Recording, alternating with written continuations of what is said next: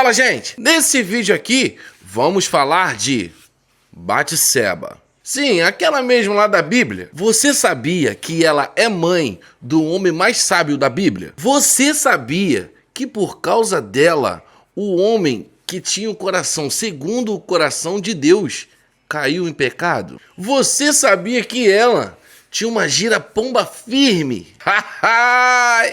Você vai ficar sabendo aqui agora comigo. Tá bom, eu sei que tem um povo que sabe tudo isso, já leu a Bíblia e tal, mas também tem um povo que é meio, não gosta muito de ler e tal. Então eu vou trazer aqui e nós vamos assistir esse vídeo juntos. O vídeo é do canal Estilo Adoração. O link para você assistir esse vídeo na íntegra, claro, vai estar na descrição. E não se esqueça, no finalzinho desse vídeo aqui eu vou trazer para você uma oportunidade de fazer uma renda extra sem sair de casa. Dito isso, vamos para o vídeo. A mulher que esteve no centro do maior pecado do rei mais emblemático de Israel. Essa foi Batseba, a esposa de Davi, que foi mãe do rei mais próspero da Bíblia, Salomão. Antes disso, teve uma vida com outro homem, Urias. A história de Batseba se mistura à história da queda de um homem identificado na Bíblia como alguém que era segundo o coração de Deus. Sua história se mistura à história de um pecado que parecia que ficaria impune, um pecado que ficaria oculto aos olhos dos homens, mas que não escapou dos olhos de Deus. E neste vídeo você vai saber o que realmente a Bíblia diz. Opa aí, velho, a gira-pomba firme, estalando. Sobre quem foi Batseba e qual foi sua responsabilidade em tudo o que aconteceu. Terá sido ela uma vítima ou uma vilã nessa história? Assista este vídeo até o final e você vai entender. A Bíblia diz que Batseba era filha de Eliã e neta de Aitofel, o Gilonita. O seu nome provavelmente significa filha de um juramento ou sétima filha. Ela também é chamada no texto bíblico de Batsuá, que significa filha de abundância. Antes de seu envolvimento com Davi, Batseba era mulher de Urias, um soldado heteu do exército de Israel. A Bíblia não traz qualquer informação ou detalhe da vida pessoal de Batseba e Urias, ou seja, não há nada disponível sobre como era o relacionamento entre eles. Tudo o que de fato se sabe é que num certo dia Batseba foi vista por Davi enquanto se lavava num ritual de purificação. Opa aí, é daí que começam as coisas. Imagina o rei Davi acordando com a sua barbinha. Ele era pequenininho, né? Segundo a Bíblia. Ele abrindo ali a janela ali. Tem uma moça aqui tomando banho na minha janela.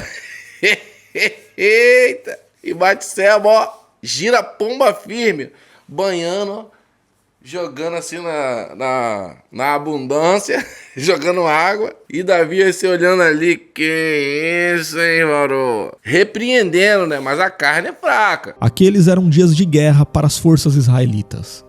Urias, o marido de Batseba, estava no campo de batalha a serviço do exército de Israel. Por outro lado, Davi, apesar de também ter ficado conhecido na história por ser um rei guerreiro, não estava naquela batalha. Ao invés disso, ele estava confortavelmente em seu palácio e com o coração e a mente vazios, a ponto de haver espaço neles para uma trama pecaminosa. Doido pra se amancebar com alguém. Aí quem vai? A mulher cheia de gira-pomba e ficar ali na frente dele, moscando. Que isso. Imagina você acordar de manhã, abre a geladeira e tem um pudim lá te esperando. Eu amasso. E aqui chegamos à parte mais complicada e triste da história de Batseba. A Bíblia diz que do terraço do seu palácio, Davi viu Batseba se lavando e a desejou. Ele procurou saber quem era aquela mulher, e mesmo depois de ter recebido a informação de que Batseba era filha de Eliã, um dos seus melhores guerreiros, neta de Aitofel, um dos seus conselheiros mais próximos, e esposa de Urias, um dos seus soldados mais leais, Davi resolveu seguir em frente, ceder aos seus desejos e ser dominado pelo pecado. Impressionado com a beleza de Batseba, Davi ordenou que a mulher fosse levada ao seu palácio. Ali, ele se deitou com ela e concretizou o seu pecado de adultério. Eita! É aí que é o negócio. Eu não sei se você já leu isso na Bíblia, tá? Mas isso daí tá na Bíblia. Um tempo depois, o rei Davi descobriu que havia engravidado Batseba. Então, ele tentou a todo custo esconder o seu pecado. Primeiro, ele procurou fazer com que Urias pensasse que o filho era dele, e para tanto, ele mandou que Urias retornasse à cidade de Jerusalém na tentativa de convencê-lo a ir para casa e se deitar com Batseba. Caso isso acontecesse, o soldado não suspeitaria da gravidez de sua mulher. Mas Urias não aceitou ir para casa e se deitar com sua esposa enquanto seus companheiros estavam engajados numa guerra. Inclusive, Davi chegou até a embriagá-lo, mas ele não cedeu. Foi então que Davi se afundou ainda mais no pecado ao ordenar que Urias fosse colocado na frente da batalha para ser morto. O Davi também, querido. Pô, o coração podia até ser de Deus, mas a mente, querido. Depois de ter passado o luto de Batseba pela morte de seu marido, Davi a tomou como esposa. Talvez em sua cabeça, naquele momento, ele pensava que tinha resolvido todos os seus problemas e que sua reputação e a honra de Batseba estavam preservadas. Tudo parecia quieto e escondido, mas Deus havia visto o que Davi fez e definitivamente não havia se agradado. O Senhor enviou o profeta Natã para denunciar o pecado de Davi e expor sua miséria. Primeiro, Natã contou a Davi um tipo de parábola que ilustrava o que havia acontecido entre Davi, Batseba e Urias. E essa parábola do profeta de Deus foi conduzida de tal forma que antes mesmo de cair em si e perceber que aquele relato era uma ilustração de sua própria miséria, Davi ficou revoltado com a situação descrita na parábola e declarou que era digno de morte o homem que tivesse cometido tal pecado. Então, quando soube que se tratava de seu próprio caso, o rei de Israel se lamentou profundamente. Diante desse relato bíblico, frequentemente surge um questionamento a respeito da real participação, postura e culpa de Batseba nesse pecado. Afinal, Batseba foi uma vilã ou uma vítima, né? Pô, ele nem falou a parábola das ovelhas e tal, se eu não me engano era isso, né? Natã chegou para Davi e falou: rei, havia um homem... Não, vou te contar aqui como minha mãe me contava, tá? Havia um homem que tinha muitas ovelhas. Ele era muito rico, tinha todas as ovelhas, muitas ovelhas. E havia o outro homem vizinho, pertinho assim, mamãe contava assim, tá? Pertinho assim, que ele só tinha uma ovelhinha, Davi. E esse homem que tinha muitas ovelhas, tomou para si aquela ovelha e rebentou, ficou com a ovelha do homem que só tinha uma. Você, no papel de juiz, como você julgaria esse caso? O que você acha que esse homem que pegou a ovelha daquele outro que só tinha uma, o que ele merecia? Aí Davi, minha mãe contava assim, tá? Desembainhou a espada e... Para esse é o desejo que ele... Então Natã falou: então esse será o teu castigo. Ele não falou que não. Essa história toda. Ao longo dos séculos, os estudiosos têm discutido o que de fato aconteceu nesse episódio desastroso.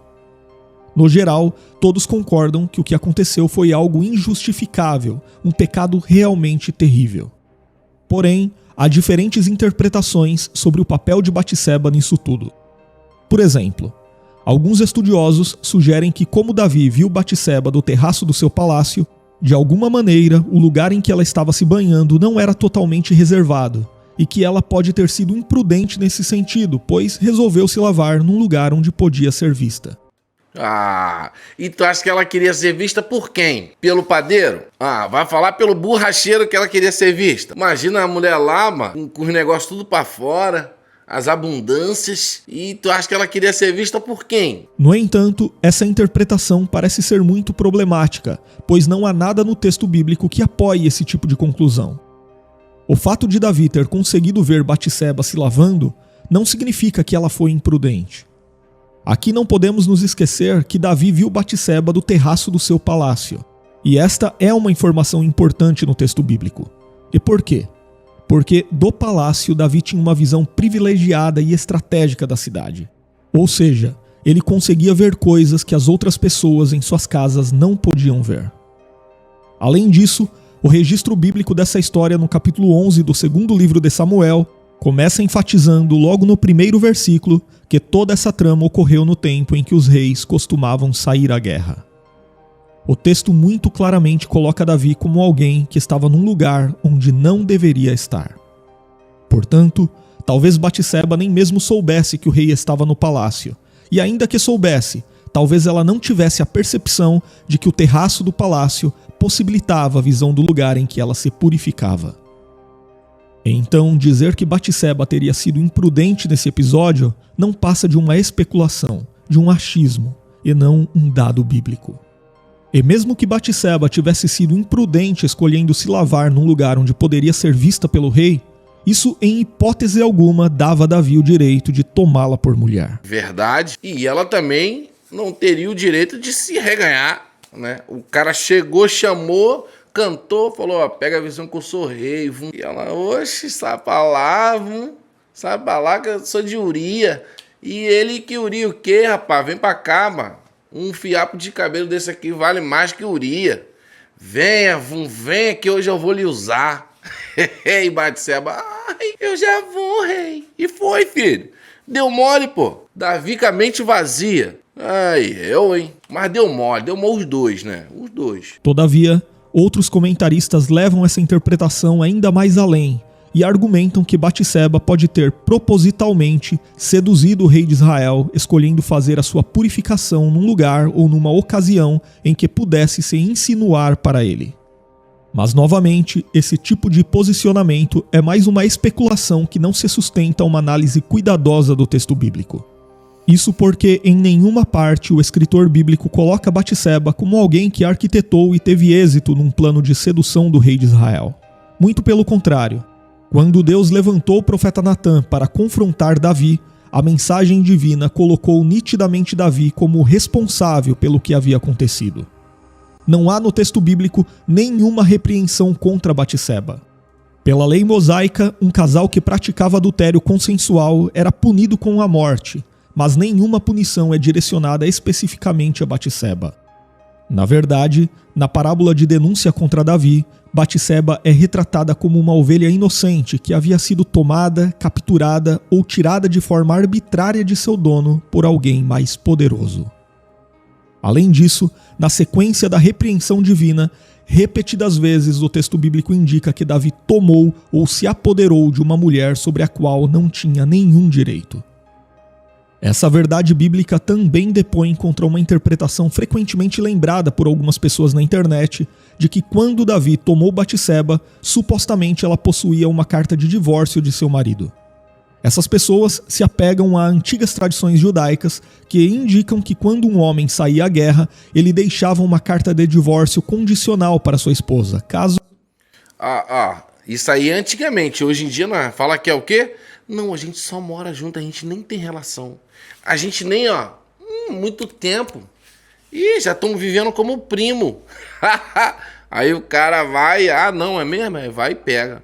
Aí se lasca, né? Com certeza. Ou então ela te apresenta até o marido. Aqui, marido, você quer? Gente boa demais, sonso toda a vida. Nunca vai descobrir. O pior lhe acontecesse no campo de batalha. De fato, há evidências de que na cultura judaica um marido podia fazer de sua própria morte uma condição para a validação do divórcio. E provavelmente o seu principal objetivo com isso era dar à sua esposa a chance de um casamento fora da lei do levirato, que era quando a viúva tinha de se casar com um dos cunhados. Então, de forma retroativa, a mulher não assumia o status de viúva na ocasião da morte do marido, mas o status de mulher divorciada. Porém, isso não muda em nada a situação de Davi em relação a Batseba. Mesmo que Batseba tivesse uma carta de divórcio com previsão de retroatividade dada por Urias antes de sair à guerra, algo que é impossível saber com certeza, ainda assim, quando Davi a tomou, Urias estava vivo e era seu marido à época, e foi o próprio Davi que depois provocou a morte dele. De qualquer forma, a repreensão de Deus contra Davi através do profeta Natã não foi a repreensão contra alguém que se relacionou com uma mulher desimpedida, mas foi a repreensão contra alguém que roubou a mulher de um outro homem. Mais uma informação importante é que o texto bíblico também relata a lamentação de Batseba por seu marido morto. Então, biblicamente falando, não resta outra interpretação a não ser a de que Batseba foi uma vítima nessa história. Supor que o que aconteceu foi algo que trouxe satisfação a Batseba, porque afinal ela se relacionou com o rei de Israel e posteriormente se tornou sua esposa, é fazer uma inferência no texto bíblico e julgar os pensamentos e o caráter de uma mulher sem nenhuma evidência ou base bíblica para isso. Portanto, uma leitura natural do texto bíblico indica que Davi usou de sua posição de poder. Ele usou de sua realeza e de suas prerrogativas como líder da nação, para querer se impor sobre o casamento de Batseba, sobre a vida de Urias e sobre a lei de Deus que condenava sua cobiça e seu comportamento perverso. Mais que isso, curiosamente, quando Davi cobiçou Batseba, ela estava fazendo sua purificação conforme mandava a lei. Ou seja, enquanto Davi estava quebrando a lei ao cobiçá-la, Batseba estava cumprindo a lei, observando as regras quanto à purificação das mulheres. Mas agora vem cá. Eu não sei se ele vai falar aqui. Ela não poderia dizer não? Será? Por exemplo, Davi ia mandar chamar. Tragam-me ela aqui. Ela vinha. Toda serelepe. E Davi falar, eu quero você. Pegou a visão? Quero você hoje à noite. Não quero nem saber se tu tem marido. E ela olhar e falar, te manca, ô galeguinho. Te manca, rapaz, eu sou casada e tal. Será que ela não poderia ter falado? Sei, né? Mas também é importante saber que o texto bíblico não emprega nenhuma palavra que denota violência física de Davi contra Batseba. Por exemplo, logo à frente, no mesmo livro de Samuel, o escritor bíblico registrou o desastroso episódio envolvendo Amnon e Tamar, e o escritor usou em seu registro termos hebraicos. Aí é outro assunto. Ele agarrou mesmo a Vera. Saiu pegando a força. Que não deixam qualquer dúvida de que Amnon agiu com violência para se relacionar com Tamar, enquanto ela tentou resisti-lo. Mas o mesmo escritor não repetiu esses termos para descrever a atitude de Davi contra Batseba. Ou seja, o relato bíblico não indica que Davi usou de violência física para consumar sua relação com Batseba. Isso, no entanto, não torna menos odioso o que Davi fez, e não muda o fato de que Batseba foi sim violada por ele. Algumas pessoas questionam por que Batseba não se recusou a se relacionar com Davi, por que ela não resistiu, por que ela não gritou por ajuda. Bom, naquele tempo, quando ocorria esse tipo de situação no reino, normalmente a demanda era levada até o rei, para que ele pudesse resolver a questão de acordo com a lei, punindo o culpado e dando amparo à vítima. Então, a questão que deve ser levantada é: a quem Batseba poderia recorrer naquele momento? Quem poderia ajudá-la? A quem ela poderia gritar? Eu não posso ouvir esse negócio. Quem poderia ajudar? Que eu já penso logo no Chapolin Colorado. É, verdade. Se o Davi era o topo do negócio, então eu não tinha pra quem pedir não, pô. É igual no Brasil, eu achei que quem mandava no país era o presidente, não é? Aquele careca lá, miserável. Bora aqui. Inclusive, conforme lemos em Deuteronômio capítulo 22, a lei mosaica não considerava culpada uma mulher que não tivesse quem a livrasse de uma relação não consensual. Batseba foi vítima justamente daquele que tinha o dever de protegê-la enquanto líder da nação. Ela foi vítima de alguém que usou de sua posição superior de autoridade e poder para coagi-la. Ela foi vítima daquele que estava acostumado a mandar e a desmandar. Naquele contexto, o texto bíblico mostra que Davi mandou e Joabe liderou Israel numa guerra, enquanto ele ficou aonde não deveria ter ficado. Depois, Davi mandou e seus servos trouxeram a mulher que ele cobiçou, e na sequência, novamente Davi mandou e o marido daquela mulher foi morto. E esse padrão de Davi em conseguir seja lá o que ele desejasse dando uma ordem, somente chegou ao fim quando ele foi confrontado por alguém que, acima de tudo, era obediente a Deus e não ao rei. O profeta de Deus estava submisso a uma autoridade muito superior à autoridade de Deus. Então, o que o Davi não contava era que tinha alguém mais alto que ele. Aliás, ele contava sim que ele sabia quem era Deus. Davi. Então, o rei, que parecia intocável, percebeu que era um miserável digno de morte. A Bíblia jamais esconde os erros e os defeitos de seus heróis. E quem adota esse tipo de interpretação que coloca Davi como uma vítima da situação, ou pior, como vítima de uma mulher mal intencionada, parece querer ocultar aquilo que a Bíblia denuncia, parece querer atenuar aquilo que a Bíblia reprova, parece querer esconder aquilo que a Bíblia revela, e parece querer justificar aquilo que é injustificável perante o padrão moral de Deus. Mas nesse ponto, o texto bíblico mostra a grande diferença entre Davi e Saul, o rei que o antecedeu. Davi errou, sim, mas ele temia ao Senhor e tinha verdadeiro zelo e compromisso com a vontade de Deus, enquanto Saul sempre esteve mais preocupado em conseguir justificativas para seus erros, ao invés de buscar o caminho do arrependimento. Davi, por outro lado, entendeu que havia transgredido a lei divina, que tanto amava e se deleitava nela. O Salmo 51 mostra toda a sua contrição diante de Deus por causa do pecado que havia cometido. O Salmo 51 mostra sua preocupação em não ser lançado fora da presença do Senhor e ter o Espírito Santo retirado de sua vida. Contudo, apesar do arrependimento genuíno e sincero de Davi, o filho de seu adultério com Batseba veio a morrer, e sua família foi assolada por consequências terríveis e duradouras. Inclusive, pouco depois, na sequência da história de Davi, Aitofel, o avô de Batseba, que costumava aconselhar o rei, passou a aconselhar Absalão e o apoiou em seu objetivo de usurpar o trono do próprio pai. E curiosamente partiu do avô de Batseba o conselho para que Absalão violasse as concubinas de Davi perante Israel, se cumprindo assim a profecia através de Natã de que o mesmo que Davi havia feito em oculto seria feito contra ele perante todo Israel. Sobre isso, muitos teólogos do Antigo Testamento acreditam que a atitude de Aitofel ao trair o rei pode ter sido uma represália contra Davi por não aceitar o que ele havia feito à sua neta Batseba. Seja como for. Com certeza, com certeza. Pô, neto, cara, é como filho, mano. Não é um parente, é filho. Família. Com certeza, com certeza. Quando já estavam legalmente casados, juntos Davi e Batseba foram pais de outros 4 filhos: Salomão, Simeia, Sobabe e Natã. De todos os filhos de Batseba e Davi, sem dúvida Salomão foi o mais ilustre. Inclusive, a coroação de Salomão aconteceu num momento em que havia uma conspiração para que seu meio-irmão, Adonias, assumisse o trono de Israel.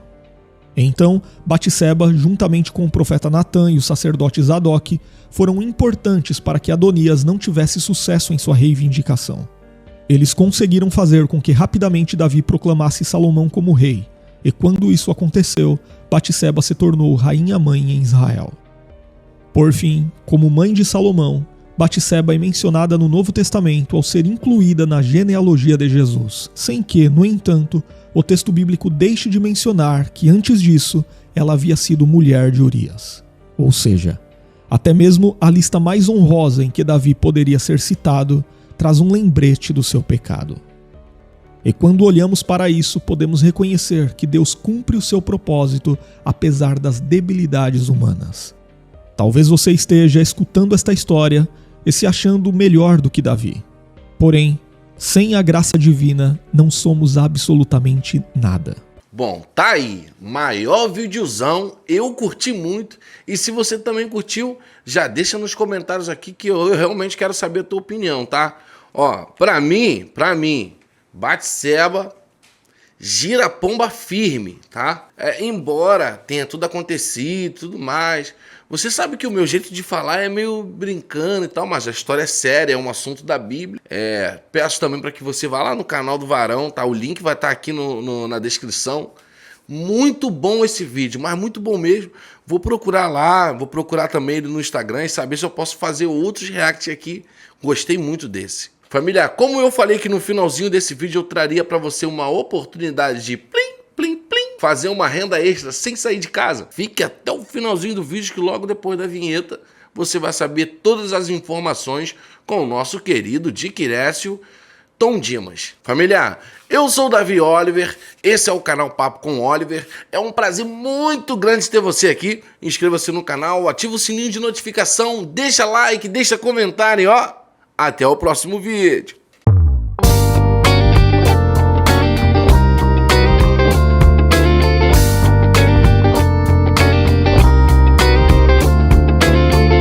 Que isso, hein, Oliver? Gente, muito prazer. Eu sou o Tom Dimas Torres e é uma honra poder vir aqui no canal do meu grande amigo e irmão Oliver, do canal Papo com Oliver, trazer essa oportunidade para você que precisa fazer uma renda extra. Então, se hoje você realmente precisa fazer uma renda extra, eu vou te ajudar. Você vai fazer o seguinte, você vai clicar no primeiro link do comentário fixado, porque você vai lá no meu WhatsApp. Lá no meu WhatsApp eu vou te explicar todo o passo a passo e ainda por cima eu vou abençoar a sua vida com um mini curso gratuito. Esse mini curso tem aproximadamente 4 aulinhas e você vai saber tudo como funciona. E você pode ficar em paz porque essa forma de ganhar dinheiro, ela é 100% honesta e 100% segura e qualquer pessoa pode ganhar porque é muito simples. Eu mesmo tenho alunos que todos os meses estão ganhando 600, 700, 1.000, 1.500 e até muito mais do que 3.000 reais trabalhando em casa, porque ganhar dinheiro da forma que eu ensino, ela é simples e qualquer pessoa pode ganhar. Então, se você ficou interessado ou interessada, clica agora no primeiro link do comentário fixado, me chama no meu WhatsApp porque eu vou te explicar tudo como funciona e melhor ainda, te mandar um mini curso gratuito. Então é isso aí. Deus abençoe grandemente a sua vida e te vejo lá no meu WhatsApp.